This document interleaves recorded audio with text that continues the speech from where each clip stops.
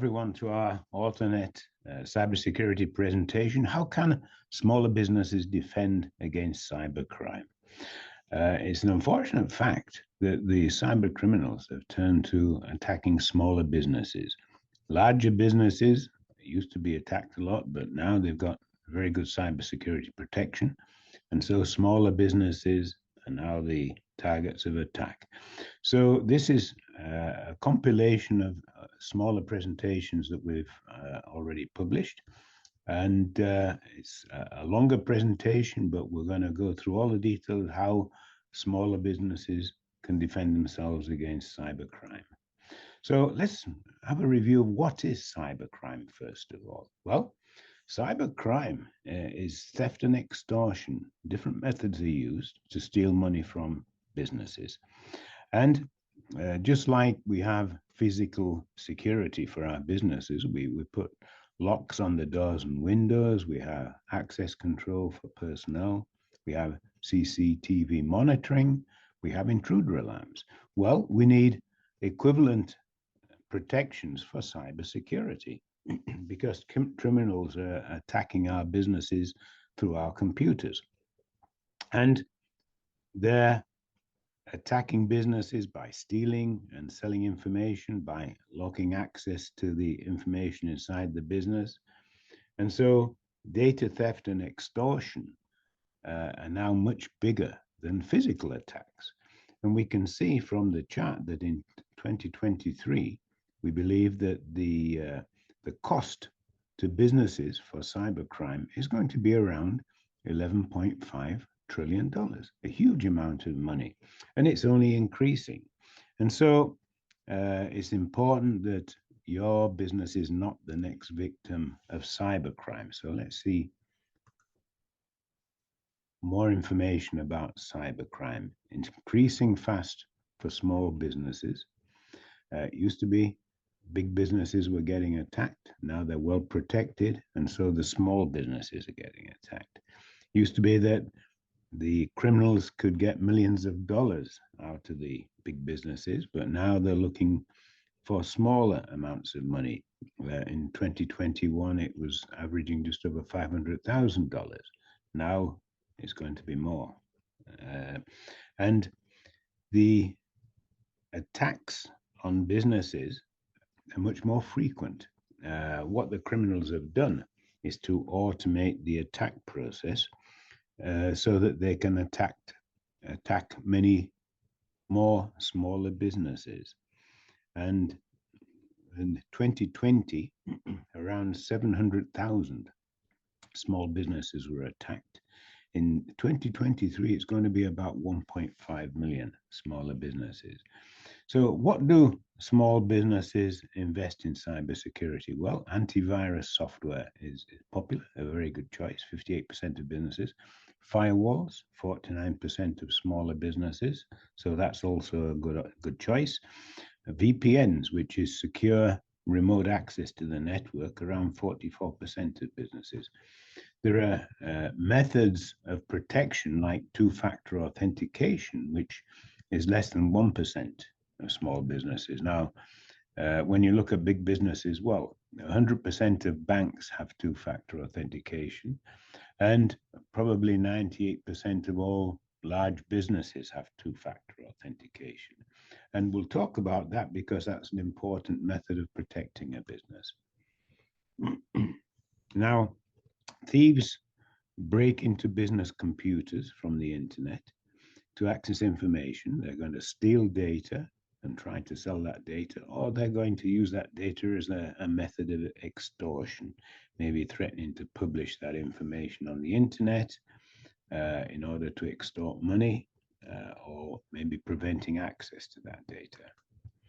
So data theft can be one of a number of different methods.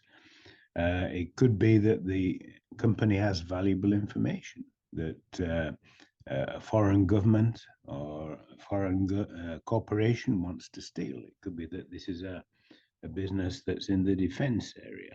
It could be a pharmaceutical business. It could be a manufacturing company. They all have information that is valuable to third parties. It could be that the company has sensitive information that can be exposed publicly as a threat to businesses to pay a ransom. Healthcare businesses, for example, have patient records, very sensitive information. Accounting firms have customer financials that they would not like to be published. Government departments have taxpayer information, which obviously they don't want that to be published either. Extortion using ransomware is probably the most common form of attack. And so this is a method that criminals use. They get access to the business computer system, and then they lock access to the business data, so the business no longer has access to that data. It stops the business operating. The criminal then demands a ransom to provide a key to unlock the data. Now, in 35% of cases, the ransom is paid, but the key is not provided. In 10% of cases, the key is provided, but then the criminal demands a second ransom to stop the criminal publishing the information on a website.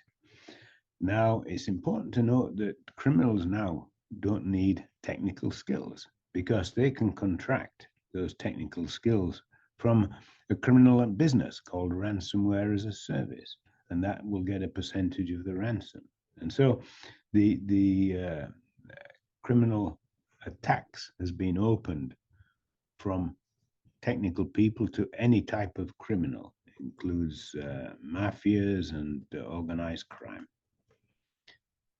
The cost of a cyber attack is pretty significant. Well, if it's a ransomware attack, obviously the cost of the ransom, the cost of recovering the business data if the criminal does not release the data, the cost of not having the business operational for this attack period. There's a reputation cost. If a business is attacked, they will lose customer trust. If the criminal sells or exposes the business data, there's a risk of lawsuits by clients of the business. And finally, healthcare businesses have a legal obligation to report a data breach to the Department of Health and Human Services. And if they're not in compliance with the HIPAA security rule, they're going to pay a fine as well. So they're basically, it's going to cost them in double. The icons there include a summary of statistics, some interesting 100%, 120% increase in ransomware attacks year over year. 20% of global cybercrime was ransomware. An interesting number, 47% of ransomware attacks were to US businesses, which means that the US businesses are disproportionately attacked by cyber criminals. 82% of ransomware attacks in 2021 were to smaller businesses. So the criminals you see are moving away from the big businesses. Now, 22% of small businesses increased cybersecurity spending, which means that 78% of small businesses did not.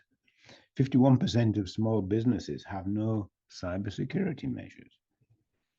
And 85% of successful ransomware attacks are made using a technique called phishing, which we'll talk about. So in 2020, 700,000 small businesses attacked. 2023, probably around 1.5 million. And finally, 60% of executives believe that the ransomware threat is exaggerated. Who are the cyber criminals? Well, they're a group of young hackers with technical skills. Most of them are seeking to cause some type of disruption rather than stealing money. There are criminal and mafia type groups that are skilled in theft and extortion. They don't have the technical skills, but they can contract those from individuals who do have the technical skills. There are rogue state sponsored groups that have financial, political, and military objectives. And there's It's a small number of states, but the US Department does list the states that sponsor cybersecurity attacks. And they also shield the attackers, so they're out of reach of the US judicial system. And payments are always demanded in cryptocurrency that's very difficult to trace. So, which businesses are targets for a cyber attack? Well, the answer is actually most businesses. The characteristics of a target business are maybe 10 plus computer users, less than 500 employees. Usually, the IT services are outsourced to an IT service provider, no in house specialists. The business uses a computer system to manage business data, and the applications and data are stored on local servers. The databases have financial information and sensitive customer information, and maybe proprietary information about products or services. The smaller business has limited cybersecurity, maybe a firewall, usually no two-factor authentication, no cybersecurity best practices. And most of the computer users are local, but some are remote. And it's worthwhile noting that a lot of attacks are not reported because the business wants to avoid bad publicity. The box on the right lists typical businesses that are targets.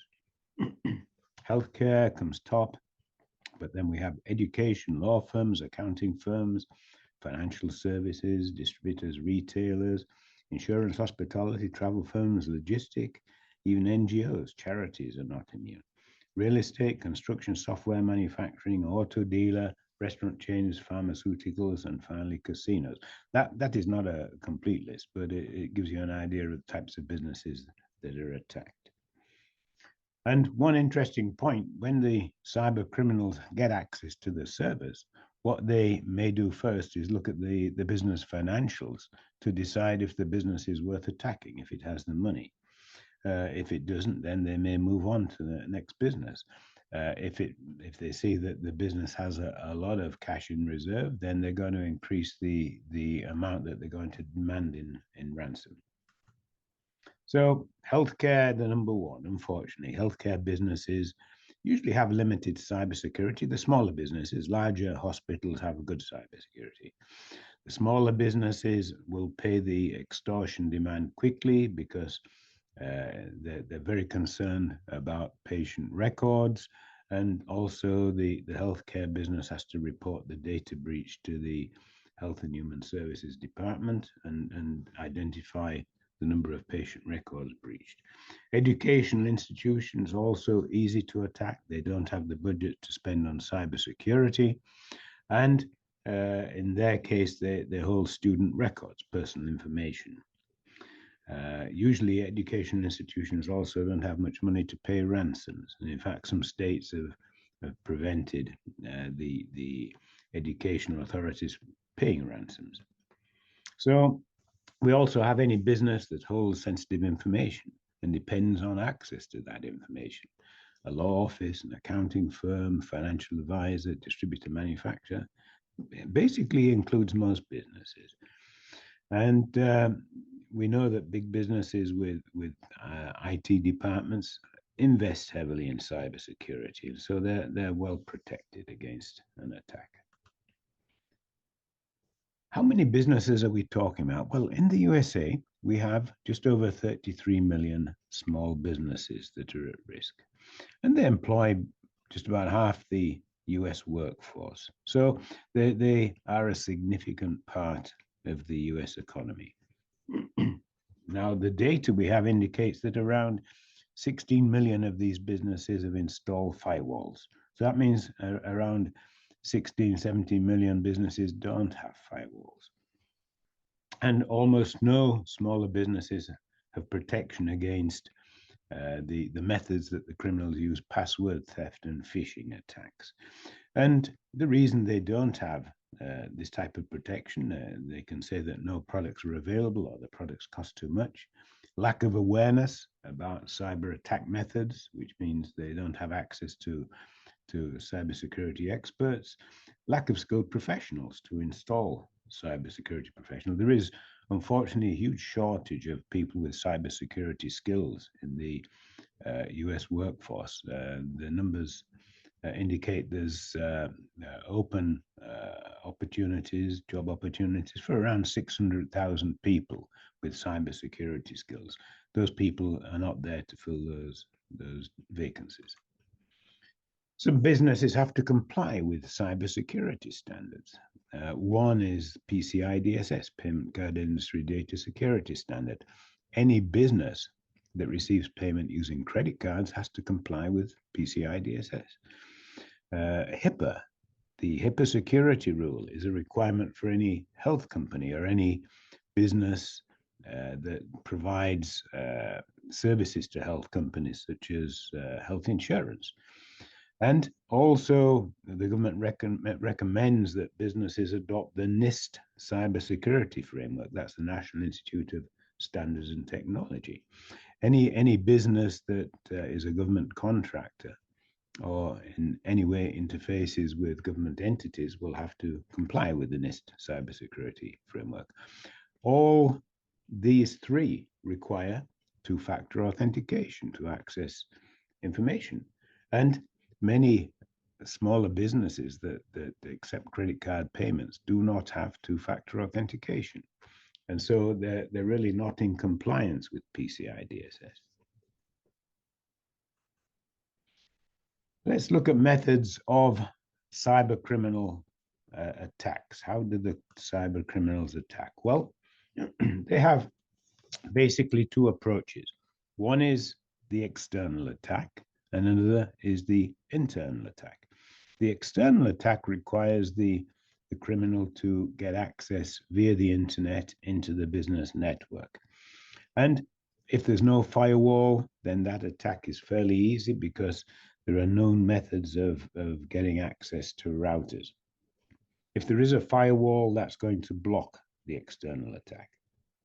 So around half small businesses have firewalls, and so they're pretty much immune to the external attack. Now, the internal attack is the weak point that criminals look for. The internal attack is around 75% of all successful attacks. And there are two principal methods that criminals use for internal attacks. One is to steal passwords, and the other is to use a phishing attack. And that might be unfamiliar to some people, and we'll explain that as we go through this presentation. So the weak point for any business is usually the internal attack. If the business has a firewall, if the business does not have a firewall, then it's susceptible to both external and internal attacks.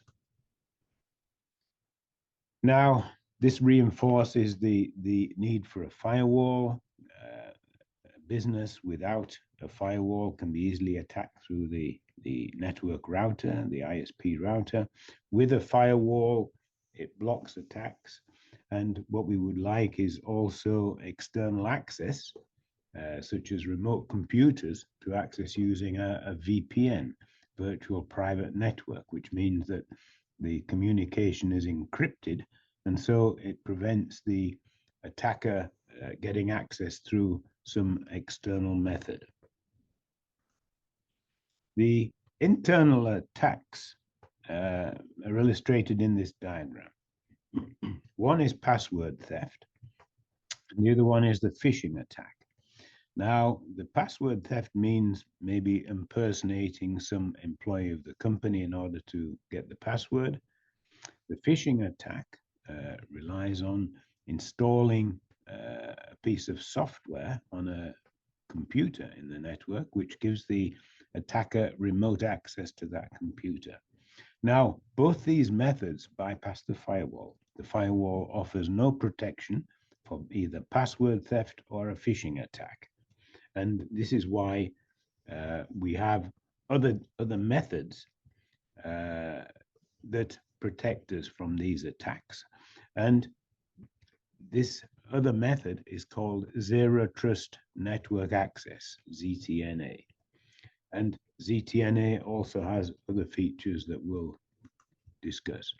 Now, we might say, well, surely password theft is very hard to do. But in fact, it's remarkably easy. The box shows two recent attacks, casinos in Las Vegas. The criminals stole $15 million from Caesars Palace Entertainment, and also MGM Resorts paid an amount, probably a similar amount. So with two attacks on casinos, the criminals maybe stole $30 million. And it's apparently remarkably easy. What the criminals in this case did was to look for employee profiles on LinkedIn, then call tech support pretending to be an employee, requesting a replacement for a lost password, which tech support gave. And then the criminals were able to lock in and disrupt the business until the demands were met.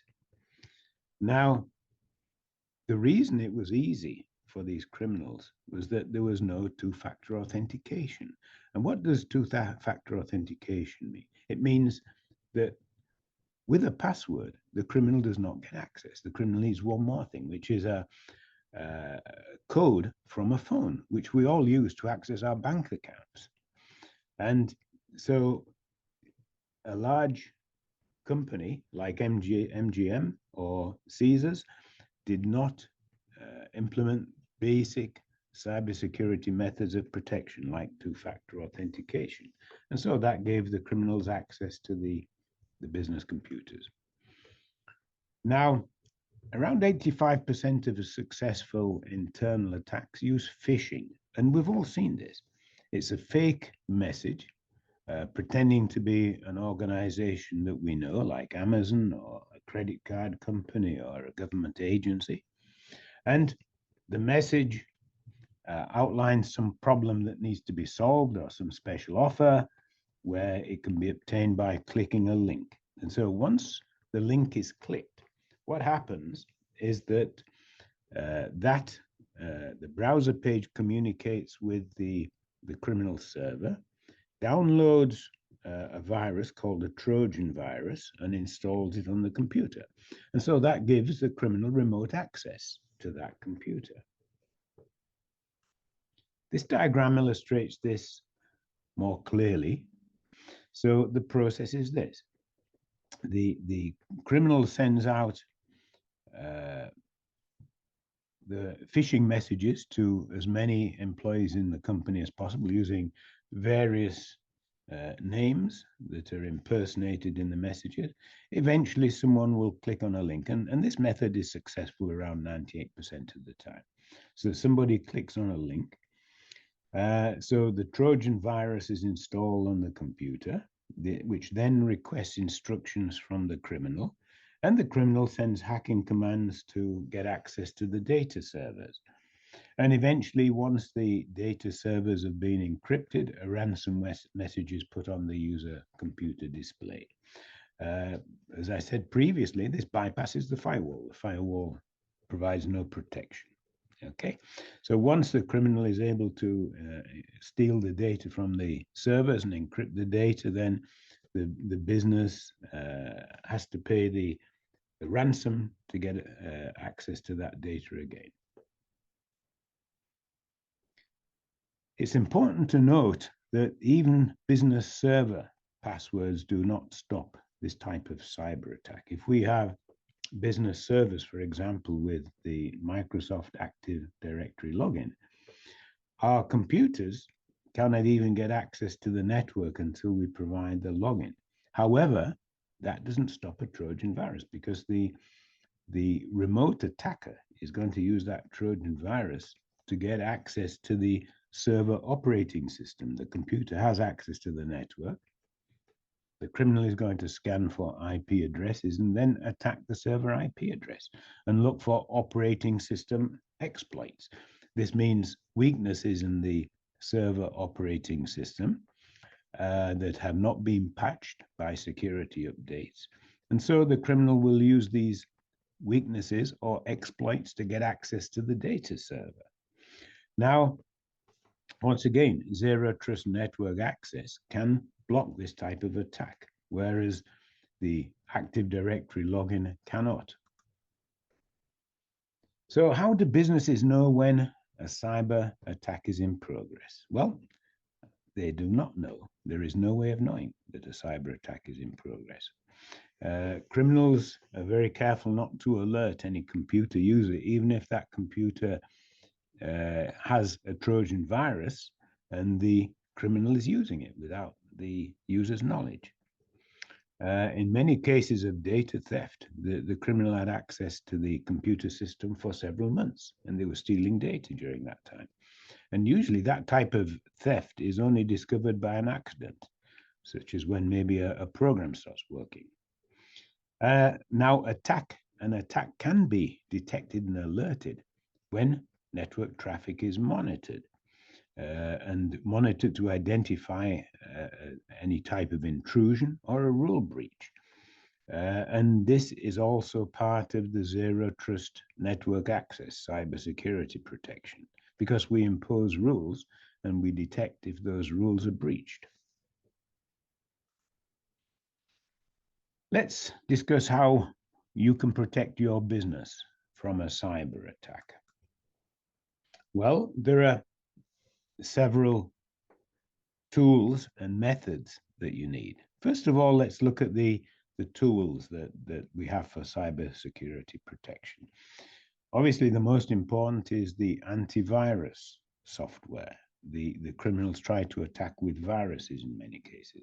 We have the firewall, which is also very important for the direct attacks.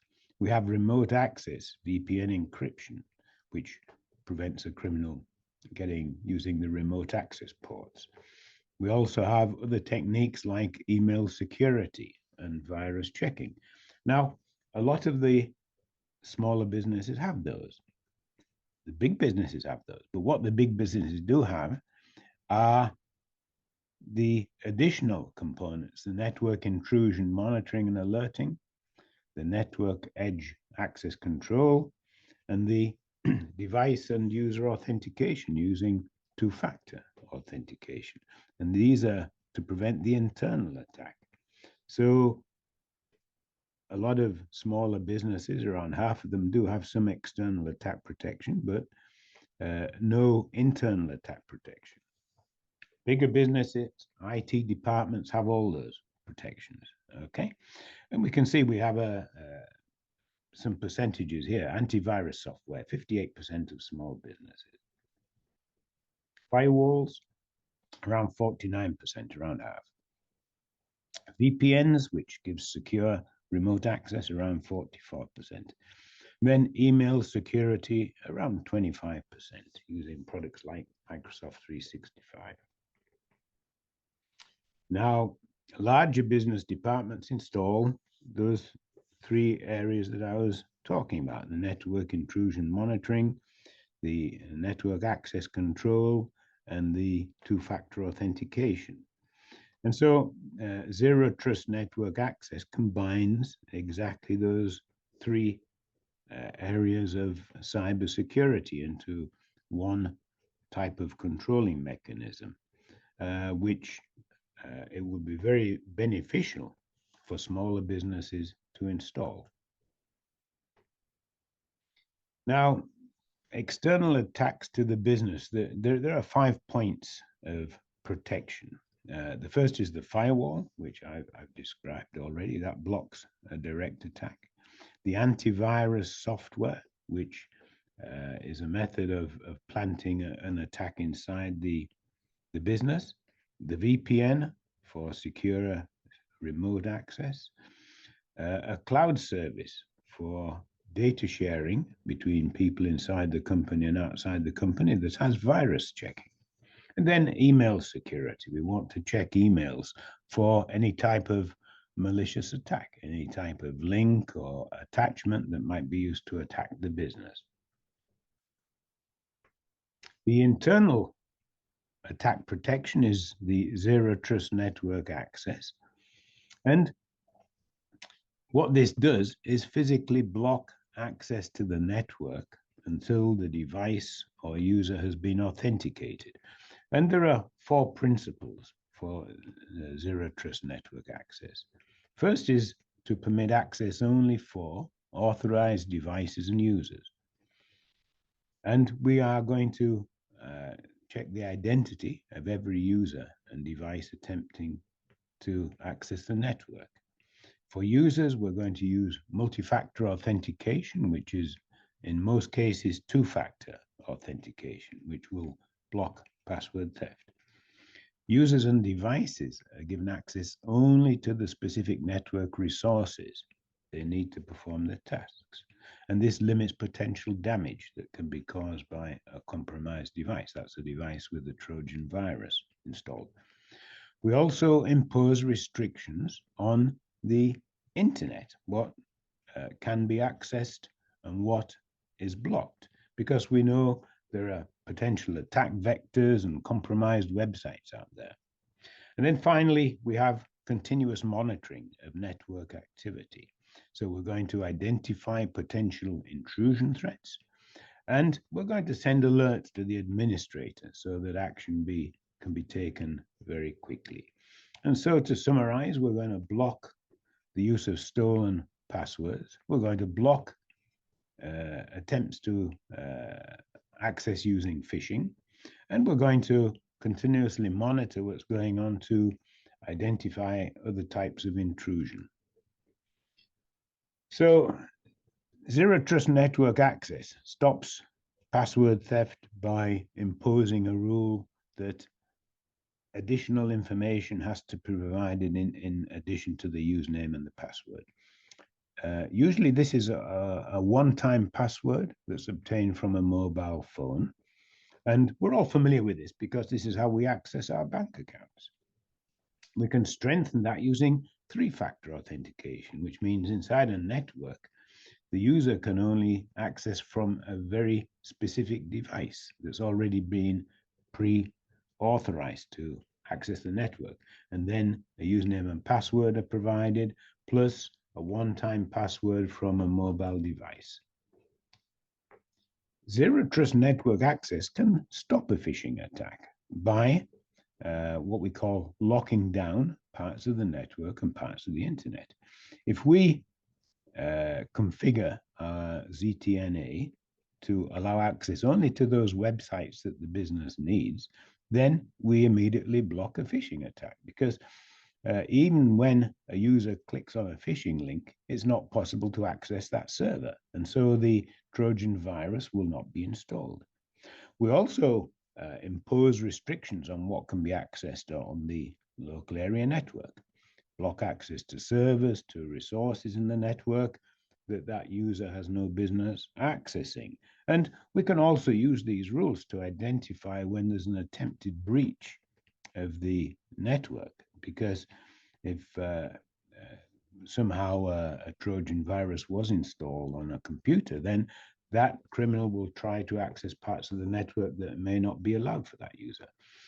Even if we're blocking parts of the network, it's still possible for the criminal to install a Trojan virus, because that computer may have been removed to another network where a virus can be installed.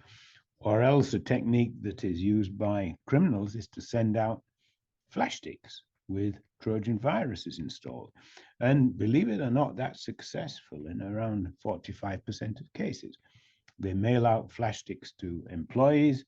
The employee thinks this has come from Amazon, plugs it in the computer, and then the Trojan virus is installed, which is why our computers should have locks on USB ports to prevent anyone connecting a USB device. We want to monitor network traffic continuously and detect any type of intrusion. So any connection to the network is made through the ZTNA intrusion monitoring. We set up and monitor intrusion rules, and then if any attempt is made to breach one of those rules, we send out an alert email to the supervisor or administrator, and then that administrator can take action by isolating a device, for example, to prevent an attempted attack. Let's look at a cybersecurity plan for smaller businesses. that is possible for a business to implement? Well, here are 6 points. The first one is access to IT professionals with cybersecurity expertise. It's important that all businesses have access to people with cybersecurity knowledge. Now, this is probably the hardest part of a cybersecurity plan because today there's a big shortage of people with cybersecurity know-how. In fact, there are probably around 600,000 open vacancies in the United States because simply there are no or not enough cybersecurity people in order to fill those vacancies. So maybe the business has to look to an IT service provider with this expertise in order to make sure that they have access to the information that's very important to them. Now, the next one is adopt and follow cybersecurity best practices. Ensure that these best practices are incorporated into the work routine. We want to train staff to recognize and warn of a potential phishing attack or password theft. Staff are the first line of defense because they're the points of attack for the cyber criminals. We want to upgrade the network infrastructure in order to block the weak points of access. This is the computer network, the servers, the workstations, any computer that's connected to the network. We want to have a ransomware recovery plan. In the worst case that a ransomware attack is successful, we want to be able to ignore it and restore normal business operations very quickly. And that's what a ransomware recovery plan will do. And finally, we want to obtain cybersecurity insurance. So we're covered if there is a successful cyber attack. This is just the same as theft insurance. We have insurance in our business to protect us in the case that the business is broken into and equipment is stolen. And so we need also that type of protection for our computer network. Let's go through these one by one. The first one, an IT staff or IT service provider. Many businesses really don't need a full-time IT staff member. And as I pointed out, it's difficult to hire people with cybersecurity skills. But we can go to an IT service provider who does have the cybersecurity expertise. And we're looking for two types of work from such a provider. One is initial services. We want to upgrade the computer infrastructure to meet the cybersecurity standards. We want to prepare and test a ransomware recovery plan. We also have a number of ongoing services. We want this business to be on call to answer any alert and take immediate action. We would like this business to monitor our network for intrusion, that the alerts that the ZTNA equipment can generate. We want to add and remove users for the ZTNA authentication process. And then we want a periodic infrastructure review. We want to update security patches and make sure that we have the latest software installed. The best practices are divided into two groups here, the operational best practices, the technical best practices. The operational best practices don't allow any computer or mobile device to be connected to the business network because that device might be infected. Don't allow any business computer to be removed from the network and used elsewhere. If employees have to work in the office and outside the office, then provide two computers and transfer files via a cloud service, not via any type of flash stick, because the cloud service can check for viruses. Provide staff training for cybersecurity awareness. Remember, the staff are the first line of attack, and they are the ones who can prevent password theft and identify a phishing attack. And repeat the training frequently to refresh. Provide staff with cybersecurity technical hotlines to allow them to report and investigate any suspicious events. So it's very important that we can follow up with such an event very quickly. We want to have regular meetings between business management and IT staff or the external IT service provider. We want to ensure that management is updated on the cyber support status and alerted of any new type of cyber attack that requires a different type of vigilance. Technical best practices are listed here. We want to ensure that antivirus software is installed on all computers and, importantly, has automatic profile updating. We want to ensure that firmware and software security patches are updated as soon as released. We want to ensure that the firewall log is checked periodically to indicate any attempted access. We want to ensure that Zero Trust Network Access is authenticating all access to the local network and that internet accesses are blocked where necessary. So we want to monitor network access and alert any unauthorized access attempt. We want to ensure that the business network can only be accessed using two-factor authentication. We want to prepare the ransomware plan or ransomware recovery plan and ensure that all staff are familiar with the plan and that it has been tested. We want to ensure that all databases are backed up daily or even hourly to offsite storage, and we keep a history of those backups. Staff training is essential. Remember, they're the first line of protection against a cyber attack. We want to provide staff with a cybersecurity awareness document that lists the precautions that staff must follow. We want staff to know what a cyber attack is and what a ransomware attack is, and explain the damage that a cyber attack can do to the business. We want to explain additional security procedures that we have to add to the business and explain the methods that cyber criminals use to attack the business. We want staff to report any possible attack using the hotline that we've provided for them to make sure a cybersecurity consultant can follow up quickly. And we want to ask staff if they can identify improvements for the cybersecurity procedures.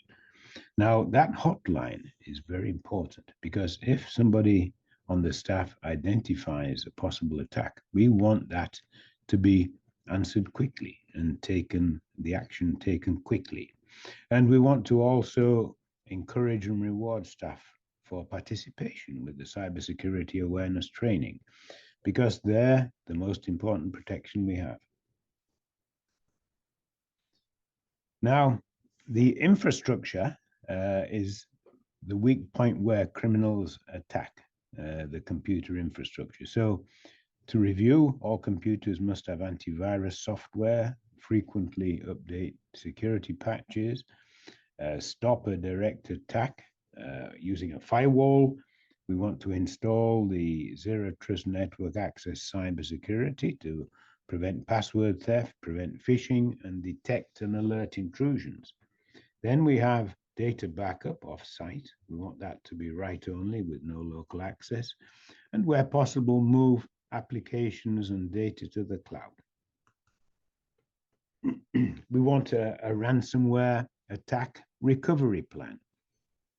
We want to know that if we're unlucky and have a ransomware attack, then we can ignore the attack and recover our computer system quickly and get back to business. Now, this relies on having the offsite data backup where the criminal has no access, because we're going to use that for recovery.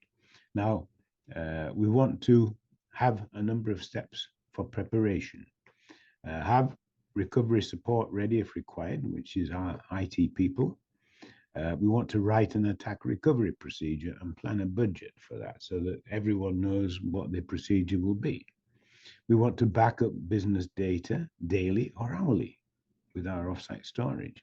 We want to keep 3 months of offsite backups because it might be that the most recent backups are already encrypted, and so we may have to go to an older backup. We want to have multiple disk drives prepared for installation. And this is on all computers, the servers, the workstations, and we want to test the procedure periodically. If an attack occurs, well, the first step is to disconnect the network from the internet, because that's how the criminal is attacking us.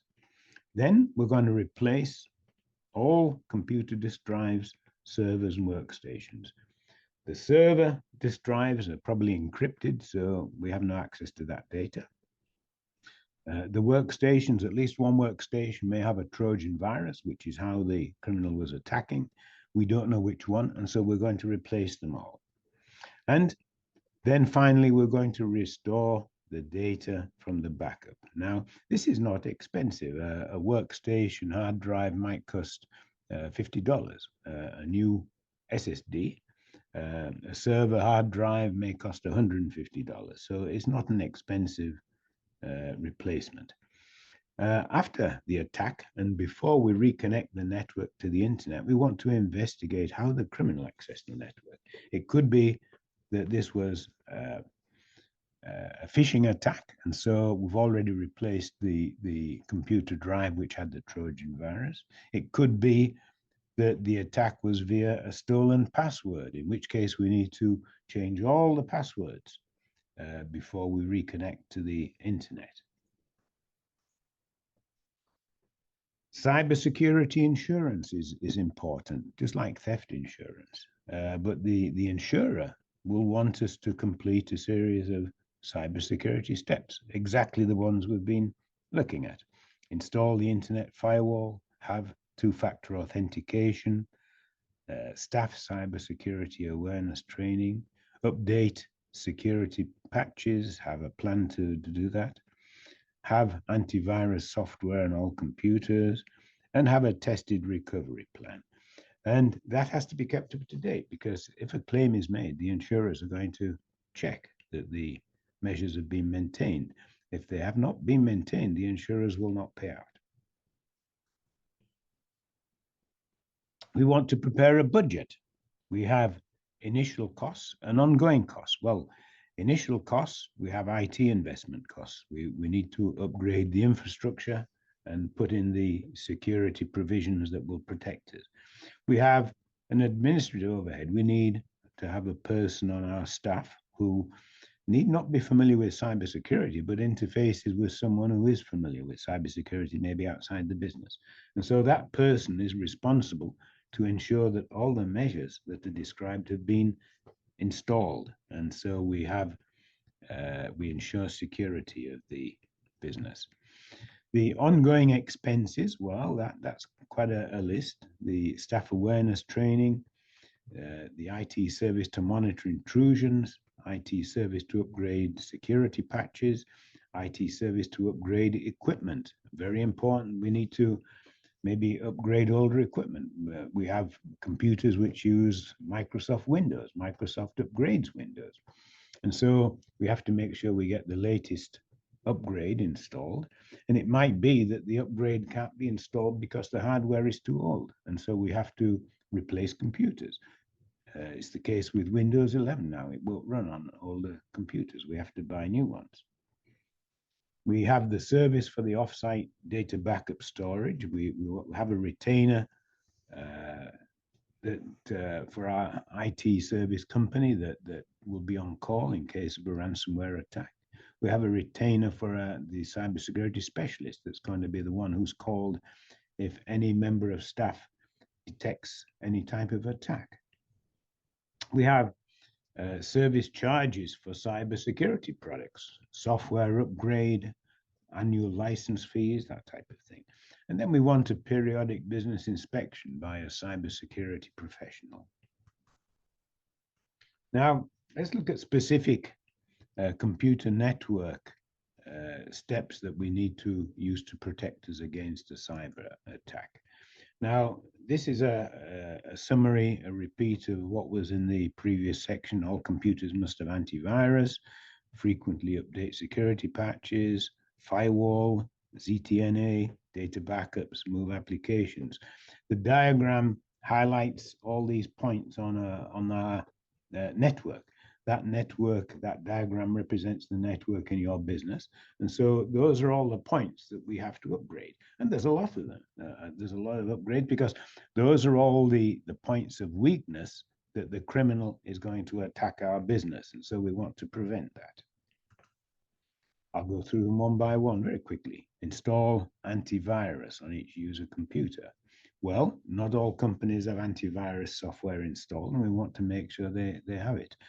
There's very good cyber protection from companies like Microsoft, which we can take advantage of.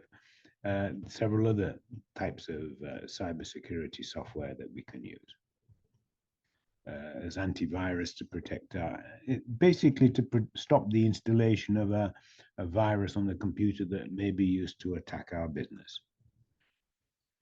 Frequently update software and firmware security patches. You're probably surprised about the number of points in our business that need updating. We know about operating systems on our servers, on our computers, because Microsoft does that for us. They send out frequent updates, and we can select automatic updating or manual updating. We should select automatic updating. Application software also needs updating. And this can be accounting software, it can be production software, always needs updating to the latest version with the security patches.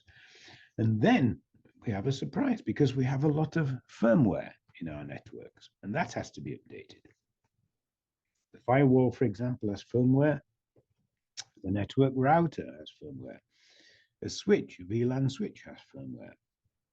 A wireless access point has firmware. All these have to be updated with security patches because those are the weaknesses that the attackers are going to look for in order to get access to the network. The firewall, very important. That's the way we're going to stop direct attacks from the network. And so we know that about half the small businesses have firewalls, the other half doesn't. We would like to see at least the other half of the small businesses in the USA install firewalls to protect themselves from a direct attack. Otherwise, sooner or later, a cyber criminal is going to attack them. ZTNA, this is something that all big businesses have, but hardly any small businesses have. Zero Trust Network Access. It's a little bit more complicated than hearing the word firewall, but it's basically a different type of firewall. This sits on the opposite side of the network to the firewall. The firewall sits between the network and the internet.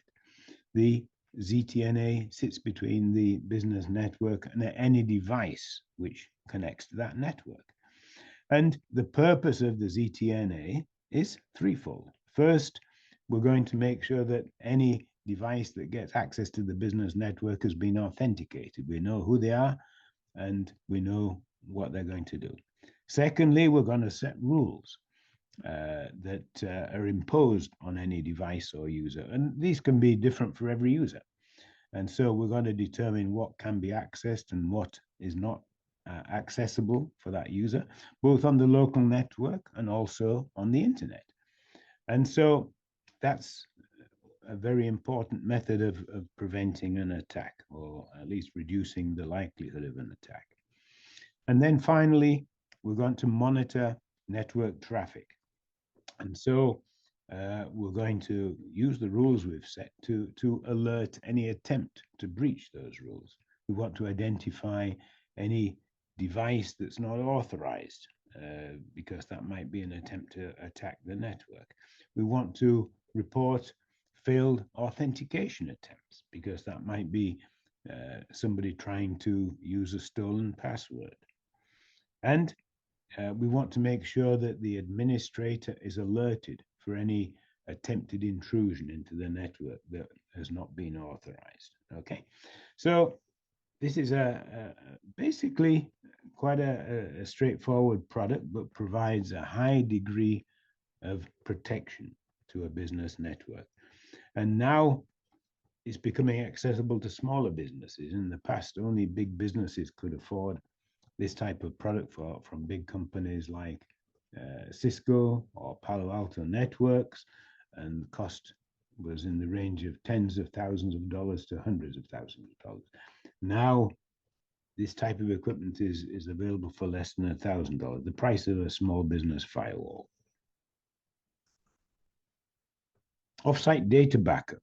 This is something that we back up data from our business servers daily or hourly, and this cannot be accessed from the business network. It's a write-only service, and when we have to recover, then we're going to bring physically a disk from the backup service back into our network to restore it. Where possible, we'd like to move applications and data to the cloud. Instead of having servers in our business network, we'd like to use cloud servers for applications and data. Now, this is a very good approach because the cloud companies spend a lot of money on cybersecurity, much more than any business could. And so they're more protected than any business. A lot of software providers have cloud applications. We have providers like Microsoft who provide all their applications in cloud versions. We have applications like accounting, QuickBooks, we have Salesforce. All these have cloud versions. Software providers, for example, most of them provide cloud versions of their software. Oracle does, and they're a big software provider.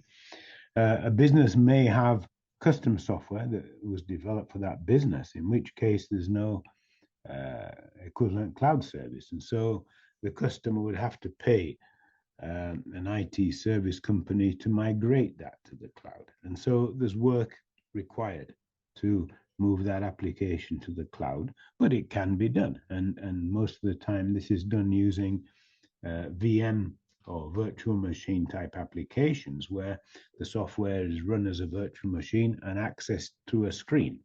So it requires work, but it can be done.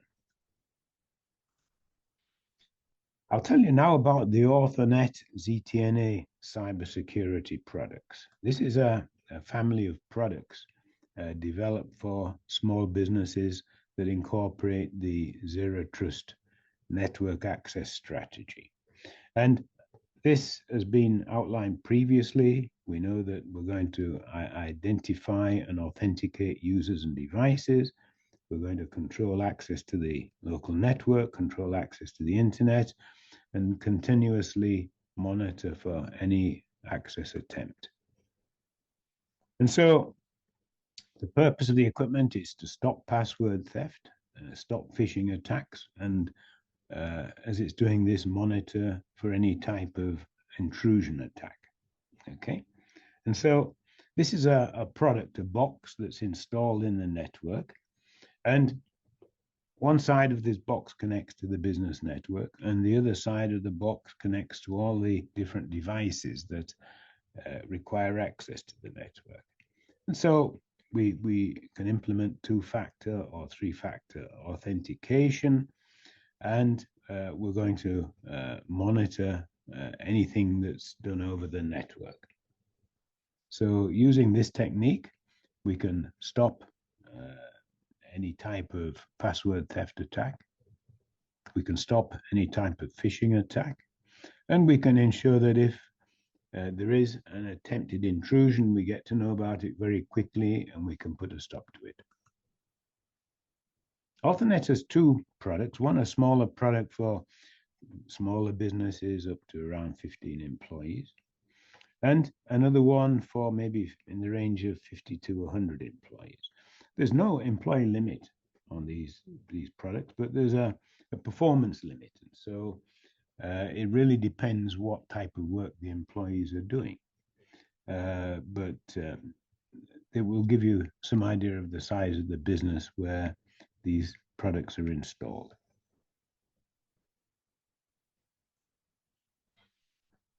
When we add Zero Trust network access to our network, it is shown in the diagram.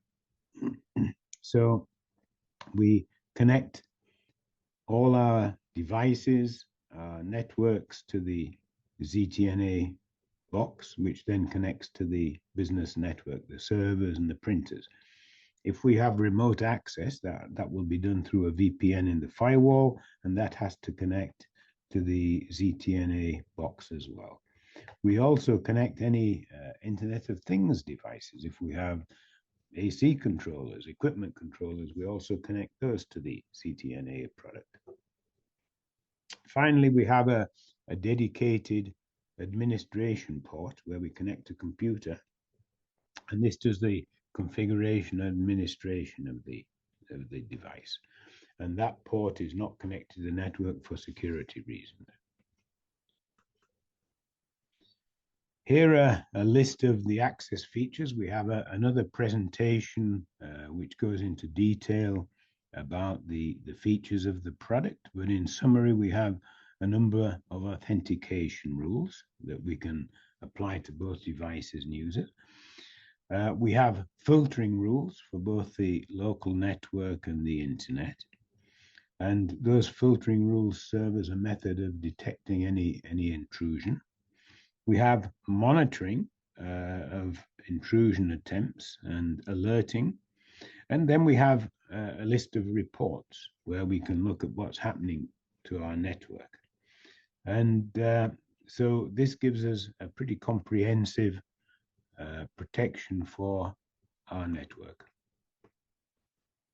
Authornet also has cloud management, which can be used by IT service providers who can monitor a network remotely and make changes such as adding users or removing users. So a business doesn't need a specialist on staff to make changes or do the monitoring. This can be done remotely.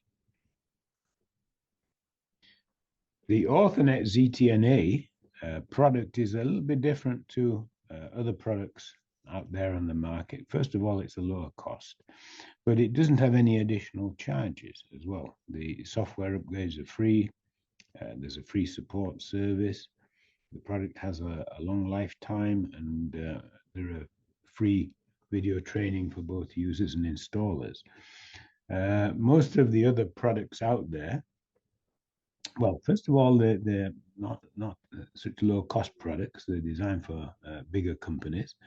They charge monthly or annual fees. They have charges for technical support. They have charges to upgrade software, and also they charge for training courses.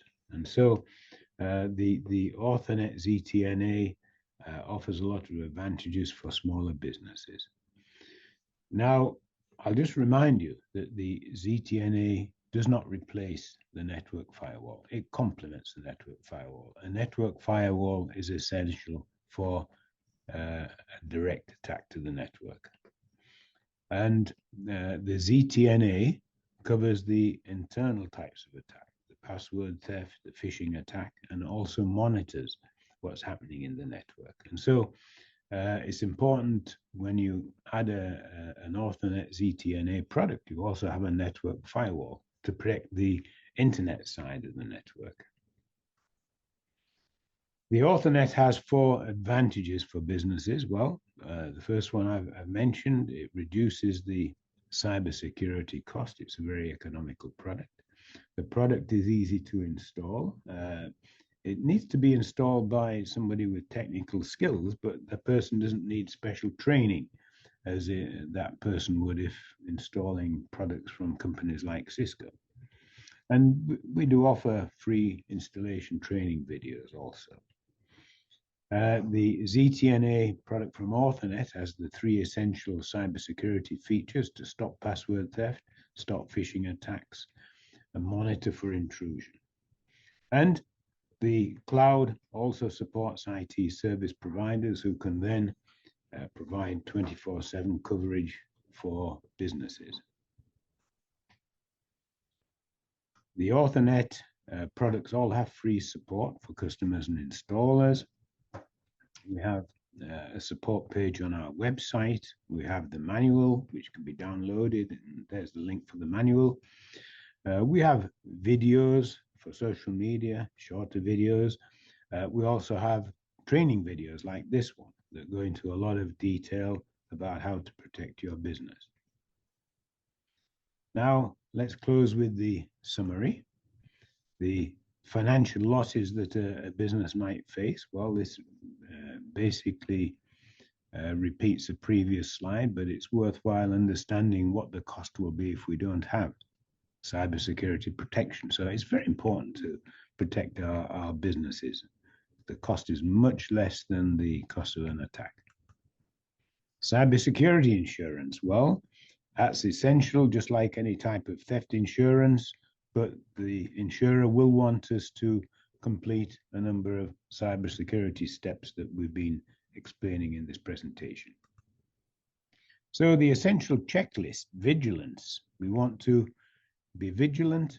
We want to know what's happening with our network, and we want to ensure that our network is always up to date with all the security patches that we need. Access means that we allow only approved people and devices to access the network, and we impose a number of rules on those people and devices that will prevent those devices being a path for attack by cybercriminals. The future of cybersecurity is to add AI to ZTNA, so that we have the ZTNA product, which then has a layer of AI added on top of it. And what the AI will do is monitor much more closely the use of the network. So it's not only monitoring any attempted intrusion, but it's monitoring the characteristics of access of any user. So if, for example, a user usually accesses 3 servers, let's say, and then suddenly starts accessing a 4th server, that might be an indication for an alert. And the AI will pick that up and flag that as a potential attack on the network. Businesses like Google are already using this. This is available from the large companies, and Google protect themselves. They're under constant attack, and so they have to do this. This is a final slide from Microsoft.